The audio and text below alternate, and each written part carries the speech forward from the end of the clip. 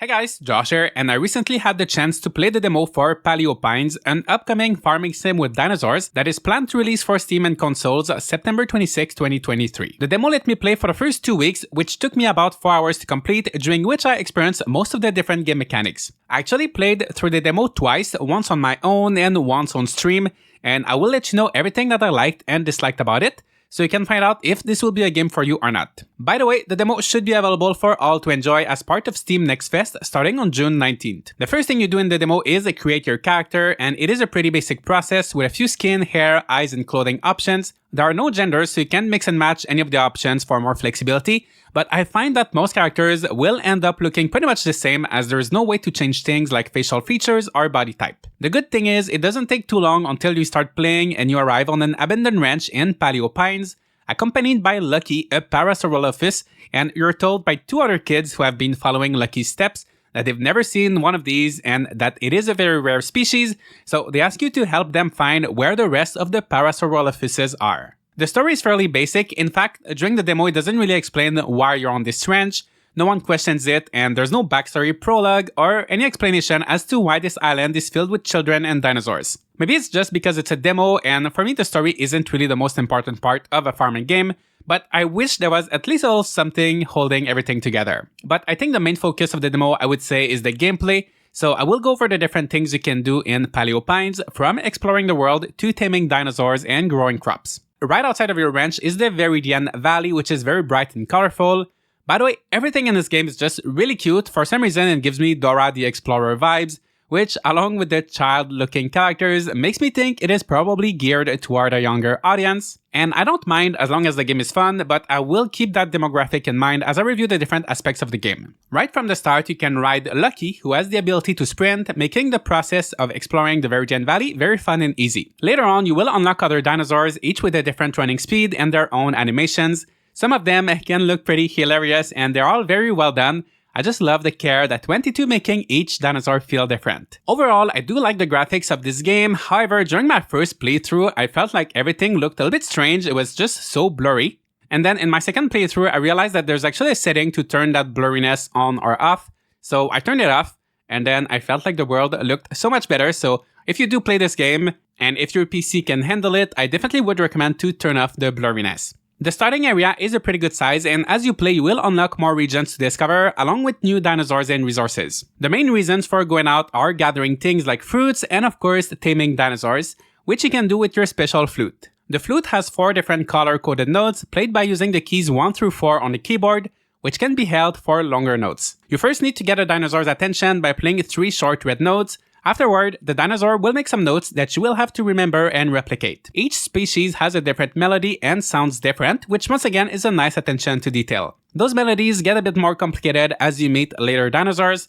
but I found the mechanic interesting as it is something I haven't seen in many farming games, and it does feel rewarding when you finally manage to communicate with a new species. Once you've established a communication, your goal is to bring the arrow into the green area, all while avoiding the red areas, which would make the dinosaur either fall asleep or get too excited, and you would have to start all over again. To move the arrow, you can give treats to the dinosaur, and every species likes different types of food that you have to find out by yourself. Each food has different attributes, such as crunchy, juicy, spicy, and so on, so it's best to always have a few different types in your inventory. Giving food to the dinosaur will either increase or lower the arrow depending on how they like it, and if the arrow goes beyond the green area, the dinosaur is getting too excited and you then need to do the soothing interaction to calm it down a bit in hopes of going back into the green. It can be a bit tricky sometimes to find the right balance, but when you finally make it into the green, you can give the dino a pop-in, which is kind of like a cake, and it also comes in different flavors and textures appealing to different species. If a dinosaur doesn't like the pop-in, you will have to start everything all over,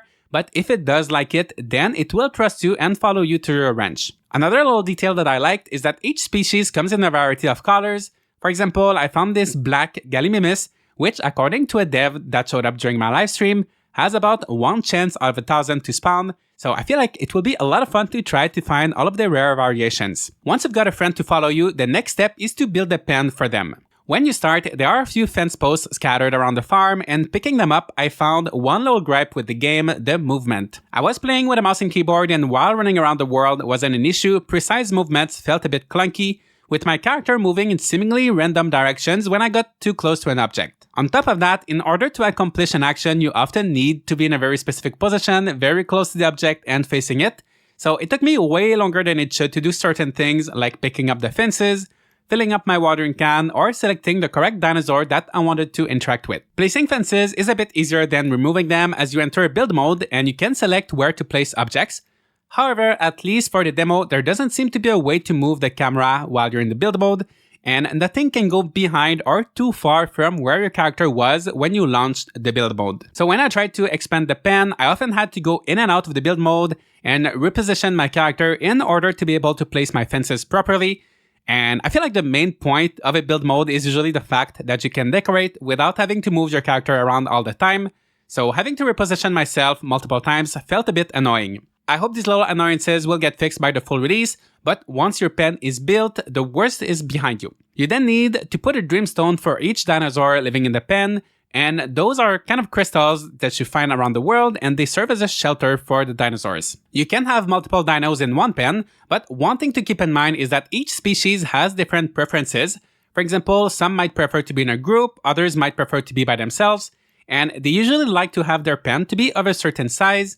Also, herbivores and carnivores usually won't like being together. In fact, dinos have different diets, and each individual dino also has their own favorite treat that they like to receive. I found it really fun as I got more dinosaurs to have to build new pens and to make changes to make sure everyone was happy. It really made it feel like each dinosaur was unique. To make dinosaurs happier, you can also take them for a walk, and most dinos enjoy going back to their native habitat to hang out with their relatives. To know about the dinosaurs' happiness, you can inspect them with your journal, which will tell you things like the reasons why they're happy or unhappy, the kind of food that they like, and it just makes it easier to keep track of everything and see if you're doing things right. In most farming games, animals often all feel the same and more like commodities rather than unique living beings, so I find very refreshing the emphasis that Paleo Pines puts on taking care of your dinosaurs. My only concern is that since this game seems to be geared towards a younger audience, judging by the graphics and characters, I think that figuring out all of the different mechanics to take care of each dinosaur could be a little bit difficult for them.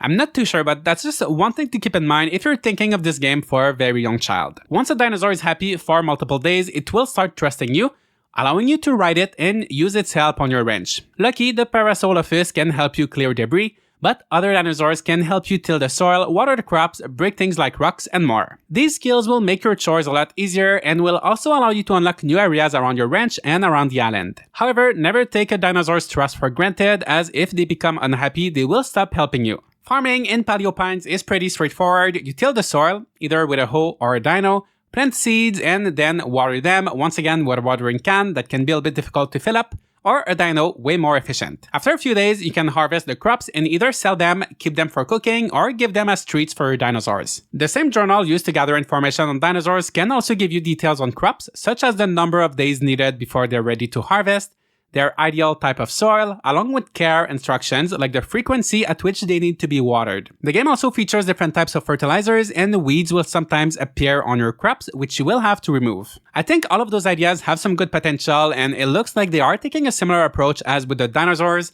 where each type of crop will require specific care, so you'll have to think about what to plant, where, and how. I feel like the demo did not necessarily showcase too much of that, as all of the crops I planted had the same requirements, but I am looking forward to seeing how it will be in the final game. Besides farming and taking care of your dinosaurs, you can also go to a little town called Pebble Plaza where you can meet villagers to trade with and buy things like food, seeds, and furniture. And talking with them while they have an exclamation mark above their head will initiate a quest, and you can also find additional quests from the bulletin board, which is a good way of making money. However, I had a few issues with quests.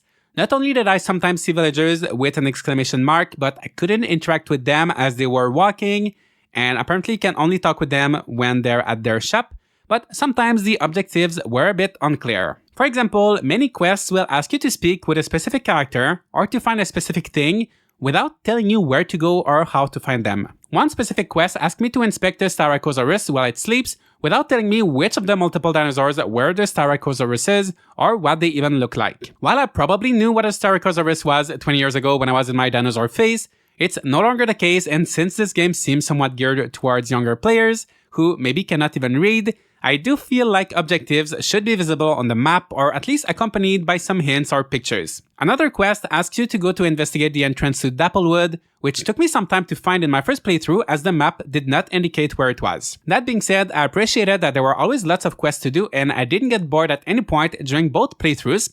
I simply wish some of the instructions were a bit clearer. The demo ends when you either get to Dapplewood or after the first 2 weeks, and now I'll give you my final thoughts on my experience with Paleo Pines. So far, I feel like the controls could be improved as well as the lack of guidance with the quest, especially since it seemed to be aimed at a younger audience. However, the game does introduce a ton of interesting ideas. I love the taming mechanics with the flute and how each dinosaur is very different with their own unique needs and skills. Let me know what you think of Paleo Pines, and if you're watching this after playing the demo, which should be available to all starting June 19th, do you agree or disagree with my opinion? I will be looking forward to the full release of this game on September 26th.